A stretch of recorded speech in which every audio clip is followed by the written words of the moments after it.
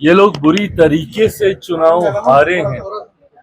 दिक्कत कांग्रेस और उनके नेताओं में यही है कि जब जरूरत आत्ममंथन करने की है तो उस वक्त ये लोग बहाने ढूंढते हैं चुनाव हारने के। लंबे समय तक बहाना चला था ईवीएम ईवीएम ईवीएम। अब वो बहाना कहीं ना कहीं ठंडा हो गया, तो अब ये फिक्सिंग वाला एक नया बहाना इन्होंने निकाल लिया। और जो लोग चुनाव आयोग पे उंगली उठाते हैं, सवाल करते हैं और जिनका समर्थन यहाँ के क्षेत्रीय दल करते हैं, क्या वो व्यवस्था सही थी जब एक कलम से चुनाव आयोग की नियुक्ति हो जाती थी? कांग्रेस के जमाने में कैसे चुने जाते थे? एक हस्ताक्षर से चुने जाते थे ना। आज तो फिर भी ये व्यवस्था बना दी है कि जब तक विपक्ष के दल की सहमति, रजामंदी नहीं होगी, एक कमेटी का गठन कर दिया गया जिसमें एलओपी की भी भूमिका है, उसके बाद इनकी नियुक्ति होती है। तो एक ऐसी व्यवस्था पे इनका प्रश्न चिन्ह है जहां पे एक समिति के द्वारा इलेक्शन कमीशन को चुना जा रहा है। पर जब कांग्रेस के जमाने में एक हस्ताक्षर से चुन लिया जाता था, वो व्यवस्था सही थी। हकीकत है कि अगर इनको किसी एक व्यवस्था में नुक्स निकालने हैं, किसी एक संस्था में नुक्स निकालने हैं, तो वो कॉन्स्टिट्यूशन बॉडीज नहीं है, वो इनकी अपनी पार्टी है, कांग्रेस की पार्टी। उसमें इनको नुक्स निकालने की जरूरत है। जो निकालते भी हैं गाहे बगाहे अलग अलग राज्यों में जाके, कभी जयचंद ढूंढते हैं अपनी ही पार्टी में, तो कभी अपनी ही पार्टी का विरोध करके आ जाता है। और सही कर रहे हैं वो, क्योंकि आत्म मंथन इनको करने की जरूरत है।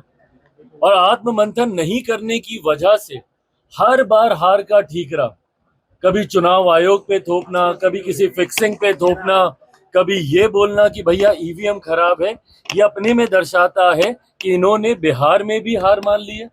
परिणामों के बाद किया हार का ठीकरा पहले से ही किस पे फोड़ा जाए, उसकी भूमिका राहुल जी और इनके तमाम गठबंधन के दल बना रहे हैं।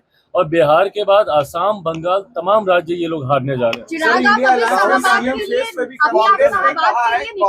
अभी शाहबाद के लिए निकल रहे हैं, तो क्या माने कि शाहबाद से आप चुनाव लड़ेंगे? क्योंकि काफी ज्यादा बयान भी आ रहे हैं कि चिराग यही सीट से चुनाव लड़ सकते हैं। चलिए, अगर ये प्रश्न आपके लिए इतना ही महत्वपूर्ण है तो मुझे उसी मंच से इसका जवाब देने दीजिए। महागठबंधन में दरार दिख रहा है। कांग्रेस ने कहा है कि तेजस्वी उनके कोऑर्डिनेशन के चेहरे हैं, लेकिन सीएम के तय नहीं हुआ है। हाँ, तो ये इनके गठबंधन में ये हमेशा की परिस्थिति रही है भाई, हमेशा की परिस्थिति रही है। अपने सहयोगी के साथ भी रहेंगे, उनका साथ भी नहीं देंगे।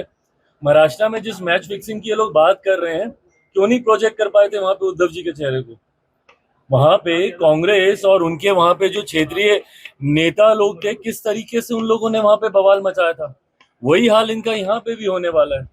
ये लोग किसी का चेहरा प्रोजेक्ट करेंगे नहीं। महागठबंधन इसी तरीके से दुविधा में जाएगा। और जो थोड़ी बहुत कसर भी है, जो कुछ वोट कुछ जगहों पे इनकी जमानत बचने के लिए लोग हासिल कर पाते हैं, वो भी कांग्रेस और इनके गठबंधन के भीतर के विरोधाभास में ही सब समाप्त हो जाएगा। को पार्टी से निकाल दिया गया, कैसे? अरे प्रभु, इसमें हमको क्या देखना कि उनकी अपनी पार्टी का मामला। इनके विषय को लेकर चर्चा हुई है, पर अंतोगत्वा तमाम परिस्थितियों को जांच करके उसके मद्देनजर ही फैसला लिया जाएगा। हमारी तरफ से उनकी मांगों को, उनकी बातों को सरकार तक रखा गया है, जिसपे अभी चर्चा चल रही है। बिहार विधानसभा का चुनावी समझा जाए, आज वाले कार्यक्रम को बिल्कुल समझिए, बिल्कुल उसको चुनावी शंखनाद ही समझा जाए। यहाँ से लोक जनशक्ति पार्टी रामविलास की विधिवत शुरुआत हो गई है। और ये कार्यक्रम, इस तरीके के बड़े कार्यक्रम, ये छोटे किसी एक जिला या एक विधानसभा का ये कार्यक्रम नहीं है।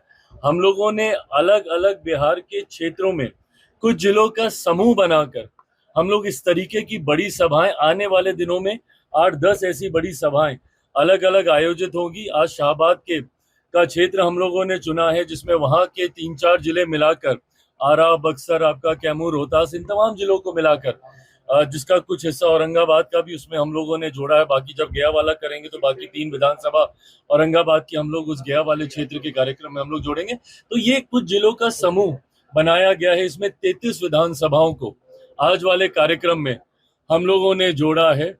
और यहाँ से विधिवत तरीके से लोक जनशक्ति पार्टी रामविलास एक विधिवत शुरुआत आगामी बिहार विधानसभा चुनाव की कर रही है। मन से आज मैं कई बातों को विधानसभा चुनाव के मद्देनजर मैं रखूंगा भी, जिसमें मेरी पार्टी की नीति बिहार फर्स्ट, बिहारी फर्स्ट और गठबंधन को कैसे और मजबूत करते हुए हम लोग एक ऐतिहासिक जीत की ओर अग्रसर हों। इस बार छोटी जीत से हम लोग संतुष्ट नहीं होने वाले, वो तो हो ही रही है, पर इस बार लक्ष्य है कि ऑल टाइम हाई पर हम लोग जाएं, 225 से ज्यादा एनडीए सीटें जीतकर इस बार सरकार बनाए, इस लक्ष्य के साथ हम लोग बढ़ रहे हैं। आपको कितनी सीट चाहिए? आपको कितनी सीट चाहिए? प्रभु, ये मैं बता दूंगा कि मुझे कितनी सीट चाहिए, पर मैं ये गठबंधन के भीतर पहले बताऊंगा। और मैं आप लोगों के उस भ्रम को भी स्पष्ट कर दूं जो कुछ चैनल्स पे चल रहा है कि एनडीए में सीटों का बंटवारा हो गया। आप लोग अपने संतोष के लिए जरूर चला सकते हैं, पर वो आंकड़े गलत हैं और अभी ऐसी कोई चर्चा हुई ही नहीं है। ऐसी कोई चर्चा हुई ही नहीं है।